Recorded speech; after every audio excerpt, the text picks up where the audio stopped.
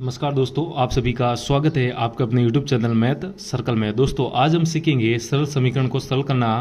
जिस प्रकार आपके सामने समीकरण लिखी गई है, इन समीकरणों को सरल किस प्रकार किया जाता है और चर अचर क्या होता है, दायां पक्ष बायां पक्ष क्या होता है, ये सब सीखने के लिए वीडियो के अंत तक बने रहिएगा। तो आज का टॉपिक हमारा शुरू करते हैं। सरल समीकरण या रैखिक समीकरण भी कह सकते हैं, सवाल के जरिए हम समझते चलेंगे। तो यहाँ पर आप देख सकते हैं 3x बराबर 2x प्लस 18 है। इस समीकरण को सरल करना है, यानी कि इस समीकरण में जो चर है, देखिए मैं आपको बता देता हूं कि चर कौन होता है और अचर कौन होता है। जैसा कि यहाँ पर आप देख सकते हैं 3x लिखा हुआ है। 3x का अपने आप में मतलब क्या होता है, 3 गुणा x होता है। ठीक है, अब याद रखिएगा अचर कौन होता है, वह जो संख्याएं होती है जैसे 0, -1, -2, 1, 2, 3, ये सब क्या होते हैं आपके अचर संख्या होती है, कांस्टेंट नंबर्स होते हैं। ठीक है, और चर क्या होते हैं, जिनका मान वेरी करता है, यहाँ पर जो बदलते रहते हैं। जैसे यहाँ पर गणित के अंदर आपने a x y z देखे होंगे, a b c d c, यहाँ पर आप जितने भी लेटर्स देखते हैं वो सब क्या यहाँ पर चर है, आपके वेरिएबल है। और अचर क्या हो जाएंगे, कांस्टेंट। आपकी जितनी भी संख्या है वो यहाँ पर क्या हो जाएंगे, अचर हो जाएंगे, और ये क्या हो जाएंगे, आपके चर हो जाएंगे। ठीक है, तो यहाँ पर आप देख सकते हैं समीकरण को सरल करने का मेरे साथ मतलब है समीकरण में जो गायब चर है उसका मान निकालना है। अब जैसे यहाँ पर 3x में आप देख सकते हैं 3x में गायब कौन है, x है, तो x का मान निकालना है। यहाँ पर आप देख सकते हैं 2 गुणा x, यहाँ पर भी x है। पूरी समीकरण में एक ही चर है, तो आप कह सकते हैं ये एक चर वाली, और समीकरण जो चर है उसकी घातें कितनी, कुछ नहीं, मतलब एक है। एक घात वाली को क्या कहते हैं, रैखिक कहते हैं। तो ये जो समीकरण है, ये समीकरण किस प्रकार की हो जाएगी, एक घात वाली रैखिक समीकरण। ठीक है, अब इसको हमें सरल करना है। तो अब हम क्या करेंगे, देखिए सरल करने से पहले आपको एक समीकरण में बायां पक्ष होता है, में x बराबर 3 है। तो देखिए इसमें यहाँ पर जो x है ये बायां पक्ष कहा जाता है, जबकि ये जो दाएं में है ये इसको दायां पक्ष कहा जाएगा। ठीक है, एक समीकरण में ये बात याद रखिएगा। जिस प्रकार देख सकते हैं ये जो बराबर का चिन्ह है, इस बराबर के इधर की तरफ क्या हो जाएगा, आपका बायां पक्ष, और इधर की तरफ क्या हो जाएगा, आपका दायां पक्ष हो जाएगा। ठीक है, ये बात हमेशा आप ध्यान रखिएगा। हम इस समीकरण के जरिए समझते हैं किस प्रकार x का मान ज्ञात करते हैं। तो ये बेसिक बात आप हमेशा ध्यान रखिएगा कि बायां पक्ष और दायां पक्ष क्या होता है। यहाँ पर आप देख सकते हैं बराबर के इधर की तरफ वो क्या है, 3x है, और बराबर के उधर की तरफ कौन है, 2x प्लस 18 है। अब पद कब बनते हैं, पद बनते हैं जब प्लस और माइनस आते हैं। तो देखिए इस बराबर के इधर, यानी कि इस समीकरण के बाएं पक्ष में, इस एक चर वाली रैखिक समीकरण के बाएं पक्ष में कौन है, 3x है, मात्र 3x है।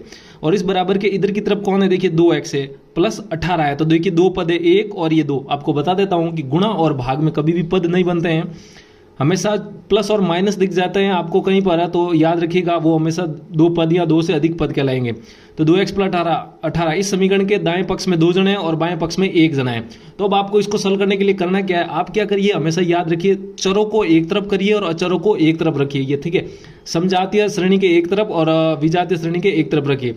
यहाँ पर आप देख सकते हैं ये क्या 3x है।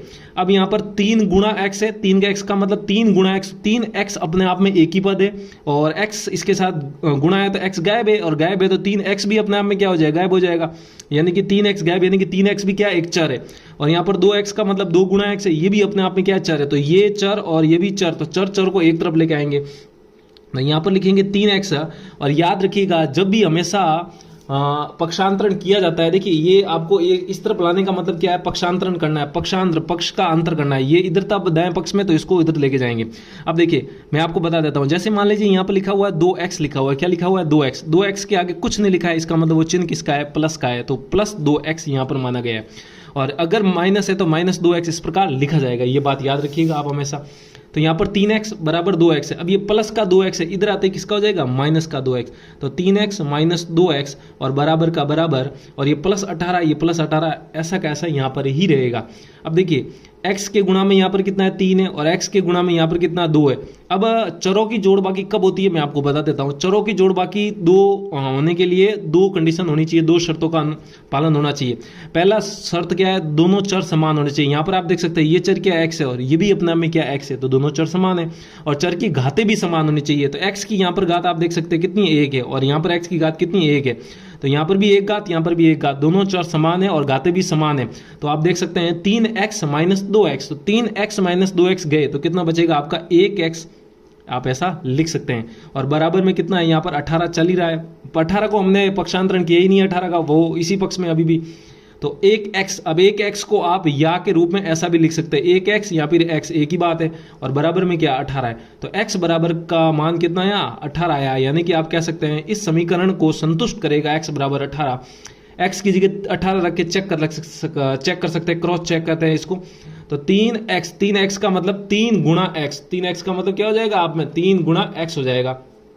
x बराबर 18 के तो 3 गुणा 18, 3 गुणा 18 करेंगे तो 54 आ जाएगा, और 2 गुणा 18 36 प्लस 18 54, तो 54 इधर 54 इधर। इसका मतलब ये हमारा जो आंसर है वो अपने आप में क्या है, सही आंसर है। तो उम्मीद करता हूँ किस प्रकार रैखिक समीकरण को सरल किया जाता है आपको समझ में आ रहा है।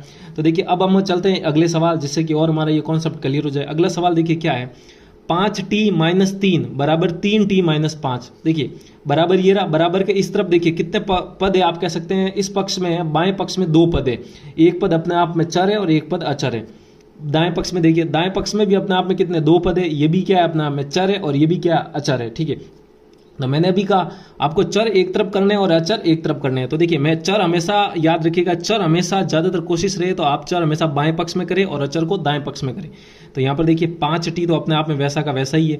अब ये प्लस के 3t है, देखिए इसके आगे कुछ नहीं लिखा है मतलब प्लस है, तो ये प्लस के 3t है, इधर आएंगे तो चिन्ह चेंज हो जाएगा। देखिए याद रखिएगा जब भी पक्षांतरण होता है तो चिन्हों का हमेशा परिवर्तन होता है, प्लस माइनस में होता है, माइनस अगर इस तरफ प्लस है तो इधर माइनस, अगर इस तरफ माइनस है तो उधर जाके प्लस, इस तरफ गुणा में उधर जाके भाग में, और अगर इस तरफ भाग में है तो इस तरफ जाके गुणा में हो जाएगा, ठीक है। ये हमेशा चिन्हों का परिवर्तन आप ध्यान रखिएगा। ये प्लस 3t है, इधर आते कितना हो जाएगा आपका माइनस का 3t, और बराबर का बराबर होगा। ये माइनस का 5 उधर ही बैठा है, देखिए माइनस 5 का मैंने पक्षांतरण नहीं किया है।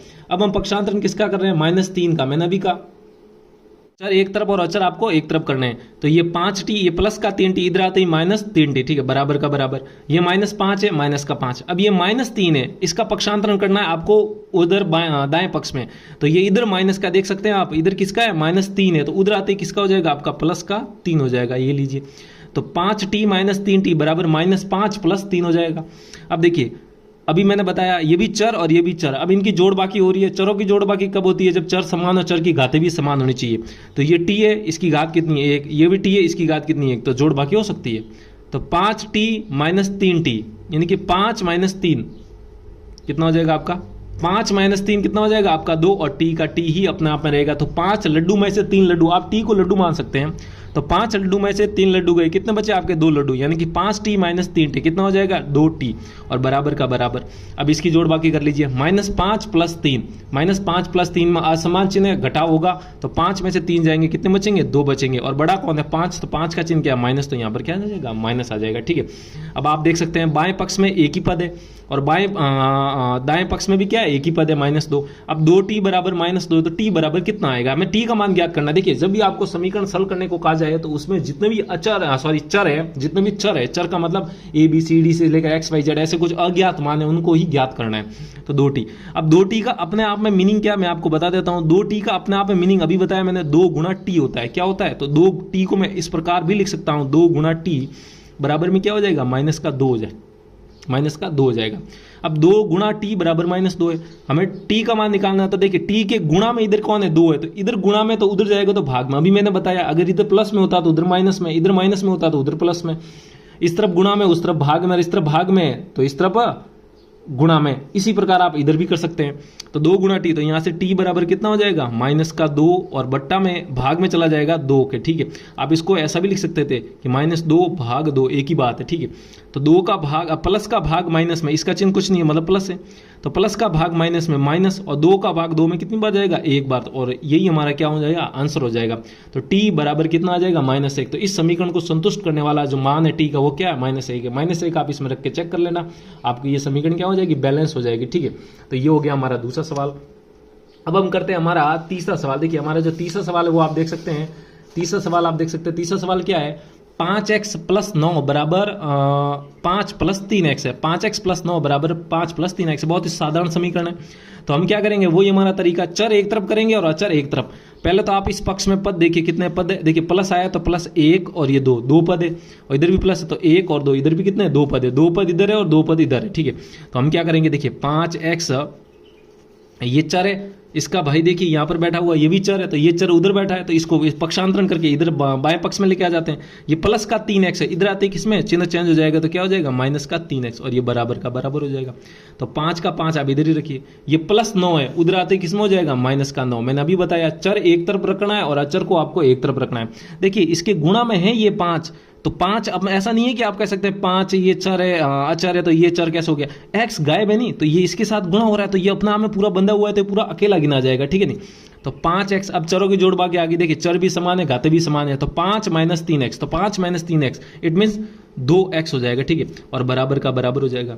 ये 5 प्लस का है और ये -9 माइनस का है, तो असमान चिन्ह वापस घटाव हो जाएगा, तो 5 में से 9 जाएंगे, कितने बचेंगे 4, और ये बड़ा कौन है 9, 9 का चिन्ह क्या है माइनस, तो माइनस का 4। यहाँ से 2x को क्या लिख सकते हैं आप, 2 गुणा x लिख सकते हैं, और बराबर का बराबर, और ये क्या हो जाएगा माइनस का 4। अब 2 गुणा x है, तो देखिए x के गुणा में कौन है 2 है, तो इधर गुणा में उधर आते ही भाग में, तो यहाँ पर आप कह सकते हैं x बराबर -4 बटा में 2। अब 2 का चिन्ह कुछ नहीं है, तो प्लस का भाग माइनस में कितनी बार जाएगा, माइनस बार, और 2 का भाग 4 में कितनी बार जाएगा, 2 बार। तो आप यहाँ पर देख सकते हैं मान कितना है, x बराबर -2, और x बराबर -2 ही इस समीकरण का क्या है, आपका आंसर है। तो उम्मीद है आपको समझ में आया होगा किस प्रकार हमने ये सवाल किया। चलिए और समीकरण करते हैं, जिससे कि हमारा सरल समीकरण का जो कॉन्सेप्ट है वो आसान हो जाए और सरल हो जाए। अब आप देख सकते हैं अगली तो समीकरण है वो थोड़ी सी इन समीकरणों से क्या है, भिन्न है। तो देखिए 8x + 4 बराबर 3 गुणा, अब देखिए कोष्टक का अपना आप में मतलब क्या है, गुणा है, तो इस कोष्टक में कौन है x - 1, और ये पूरी गुणा है किसके साथ, 3 के साथ है, ठीक है। तो पहले आपको कोष्टक सरल किया जाता है, बोर्ड मास में आपको सिखाया होगा मैंने, +7, ठीक है। 8x + 4 बराबर 3 गुणा x - 1 + 7, ठीक है। अब इसको सरल करते हैं, तो ये 8x का तो 8x ऐसा का ऐसा ही रहने दीजिए, ये प्लस का 4 है, प्लस का 4 वैसा का वैसा ही रहने दीजिए, क्योंकि हम पक्षांतरण अब कर नहीं सकते, जब तक कि ये कोष्टक सरल नहीं हो जाते तब तक हम पक्षांतरण नहीं कर पाएंगे। पक्षांतरण में जो पद है वो स्वतंत्र होने चाहिए, बराबर का बराबर हो जाएगा। अब ये इस कोष्टक में कितने जने, 1 और ये 2 जना है, और बार संपूर्ण गुणा में कौन है, 3 है, तो ये गुणा में 3 है, तो अंदर देखिए ये इसका डिस्ट्रीब्यूशन वितरण नियम हमेशा याद रखिएगा, आपका गुणन का वितरण नियम होता है ये 3 एक बार गुणा x के साथ भी होगा, ये 3 गुणा एक बार -1 के साथ भी होगा, तो 3 गुणा x, तो 3 गुणा x आप जानते कितना होता है, 3x हो जाएगा आपका। ये प्लस है ये माइनस है, प्लस गुणा माइनस, प्लस गुणा माइनस माइनस होता है, 3 गुणा 1 कितना हो जाएगा, 3 हो जाएगा, और ये प्लस का क्या है 7 है, तो प्लस का 7 वैसा का वैसा रहने दीजिए। याद रखिएगा जब भी कोष्टक आता है तो कोष्टक वाली चीजों को आप पहले सरल कर लिए करिए, ठीक है। बोर्ड मास में भी आपको ब्रैकेट आता है, नाम सबसे पहले आगे कोष्टक आता है, तो कोष्टक आपको पहले सरल करना है। तो देखिए 8x + 4 बराबर 3x। अब देखिए पक्षांतरण आपको अंत में करना है, जब आपके पास कुछ ना बचा हो। देखिए अभी भी ये जोड़ बाकी हो रही है, अभी तो गुणा हो रहा था, इसके बाद जोड़ बाकी और हो रही है, तो ये -3 है और ये प्लस का 7 है, और दोनों ही अचर है, दोनों ही एक ही जात के, तो ये जोड़ बाकी हो सकती है। याद रखिएगा चर और अचर आपस में कभी जुड़ घट नहीं सकते, ये बात हमेशा ध्यान रखिएगा। लेकिन चर आपस में जुड़ और घट सकते हैं, अचर आपस में जुड़ और घट सकते हैं, एक समान जात के होने चाहिए। ये माइनस ये प्लस है, असमान चिन्ह है तो असमान चिन्ह है तो घटाव होगा, तो 7 में से 3 जाएंगे, कितने बचेंगे 4। अब बड़ा कौन है 7 का चिन्ह क्या है प्लस, तो किसके बचेंगे प्लस के 4 बचेंगे। अब 8x + 4 बराबर 3x + 4, ये तो अब वैसा का वैसा पहले वाला सवाल बन गया। अब हम पक्षांतर करेंगे, 8x चर को इस तरफ रखेंगे, अचर को उस तरफ रखेंगे। 8x ये +3x है, इधर आते किस में हो जाएगा, देखिए कुछ नहीं है तो +3x, इधर आते किस में हो जाएंगे -3x, और ये बराबर का बराबर है। ये प्लस का 4 एज इट इज यहाँ पर वैसा का वैसा रखिए, ये +4 है इसको उधर भेजिए, ये +4 इस तरफ आते किस में हो जाएगा -4 हो जाएगा, ठीक है। आप देख सकते हैं समान चर और घाते भी समान, तो समान चर समान घाते तो जोड़ बाकी हो सकती है। तो 8 - 3x, तो 8x - 3x कितना हो जाएगा आपका 5x, और बराबर का बराबर 4 - 4 कितना हो जाएगा 0 हो जाएगा, ठीक है। अब यहाँ पर आप देख सकते हैं इस पद में भी एक पद है, इस पद में भी एक पद है। 5x का जो रियल वास्तविक रूप है वो 5 गुणा x है, हमें तो x का मान ज्ञात करना है। अब x का मान ज्ञात करने के लिए आपको ये x के गुणा में कौन है 5 है, तो उधर जाएगा क्या बचेगा भाग में, तो 0 बट्टा में क्या है 5 है, तो 5 का भाग 0, 0 में 0 को छोड़ के किसी भी संख्या का भाग लगाओ हमेशा आंसर क्या आता है 0 आता है। तो x की वैल्यू कितनी है 0 आई। तो उम्मीद है आपको समझ में आ रहा होगा किस प्रकार समीकरण सरल की जाती है, रैखिक समीकरण। अब करते हैं अगली समीकरण। देखिए अगली समीकरण क्या है, 3m बराबर 5m - 8 बटा 5 है, ठीक है। ये साधारण समीकरण है। इस समीकरण को किस प्रकार हल करेंगे, चर को एक तरफ और अचर को एक तरफ, आपको सिर्फ इतना ही दिख रहा होगा सामान्य सा। ये देखिए चर और ये भी क्या है चर है, तो चर को हमेशा बाएं पक्ष में लेके आइए। तो ये 3m है, ये प्लस का 5m है, इधर आते किसमें हो जाएगा आपका माइनस का 5m, बराबर में क्या है -8 बटा 5 वैसा का वैसा रहेगा। चिन्ह हमेशा संख्या के आगे रहता है, पीछे वाले। अब जैसे ये माइनस है तो माइनस को 5m से कोई मतलब नहीं है, माइनस किसके आगे 8 बटा 5 के आगे, तो -8 बटा 5 क्या है। अब देखिए ये दोनों ही चर है, तो चरों की जोड़ बाकी कब होती है जब चर समान हो, m समान है, घात भी एक है, तो जोड़ बाकी हो जाएगी। तो 3 - 5, 3 - 5 कितना हो जाएगा आपका -2, और m तो m है ही है। और ये क्या है आपका माइनस का 8/5 है। ठीक है, अब यहाँ पर आप देख सकते हैं -2m का मतलब क्या होता है, -2 गुणा m होता है। ठीक है, और ये अपने आप में क्या -8/5 है, हमें तो m का मान ज्ञात करना है। तो यहाँ पर आप देख सकते हैं -2 गुणा m, तो ये यहाँ पर m के गुणा में कौन है, -2 है, तो इधर जाएगा तो भाग में। अब ज्यादातर कंफ्यूज कहाँ होगा यहाँ पर बच्चा कि यहाँ पर ये -2 तो उधर जाता है प्लस में। देखिए वो पद होता है, जब पदों का पक्षांतरण होता है तब प्लस का माइनस, माइनस का प्लस। यहाँ पर संख्या का है, देखिए एक ही है, m के गुणा में है, ये पद नहीं है -2 अपने आप में अकेला, गुणा में है। तो ये जब भी गुणा में है तो उधर जाएगा तो भाग में जाएगा, तो m बराबर क्या हो जाएगा, भाग में, यानी कि -8/5, और इसके भाग में कौन आएगा आपका -2 आएगा, और इसके बट्टा में हम 1 मान सकते हैं। अब ये तो भिन्नों का भाग हो गया, भिन्नों का तो भाग वैसे ये माइनस में है, कह नहीं सकते भिन्नों का भाग, लेंगे उसी की जैसा है, तो कैसे करेंगे ये -8/5 और भाग गुणा में बदल जाता है, और इस तरफ लिखा हुआ जो भी फ्रैक्शन है वो अपने आप की उल्टी हो जाती है, यानी कि 1/-2 हो जाएगा। अब ये माइनस और ये माइनस तो प्लस हो जाएगा, 2 का भाग की इसमें कितनी बार जाएगा, 4 बार, और 4 गुणा 1 कितना हो जाएगा आपका 4, और बट्टा में 5 गुणा 1 कितना हो जाएगा 5, तो m का मान कितना आ गया 4/5। तो उम्मीद है किस प्रकार इन समीकरणों को सॉल्व किया जाता है आपको समझ में आया होगा।